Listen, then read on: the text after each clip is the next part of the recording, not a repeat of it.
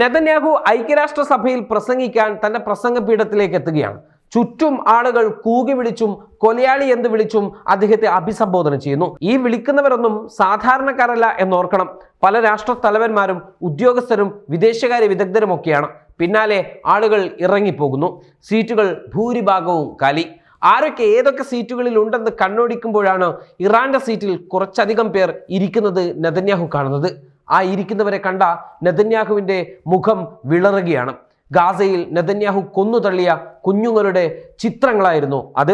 ഇറാന്റെ പ്രതിനിധിയുടെ സീറ്റിലും മേശപ്പുറത്തും അവരങ്ങനെ നെതന്യാഹുവിന്റെ കണ്ണിലേക്ക് തന്നെ നോക്കിയിരിക്കുന്നുണ്ടായിരുന്നു. ബോംബർ ജെറ്റുകൾ കൊണ്ട് താൻ വലിയവനാണെന്ന് അഹങ്കരിക്കുന്ന ആ കൊലയാളി പ്രധാനമന്ത്രി ഒരു നിമിഷം പകച്ചു. പിന്നെ സ്വതസിദ്ധമായ ശൈലിയിൽ ഹമാസിനെ ചാരി വീണ്ടും കൊന്നു തള്ളുമെന്നുള്ള ഭീഷണിയും മുഴക്കി. ഏതായാലും ഇസ്രയേൽ ലോകത്തിന്റെ പ്രതിഷേധം എന്താണ് എന്ന് തിരിച്ചറിഞ്ഞ നിമിഷമായി അത് മാറി.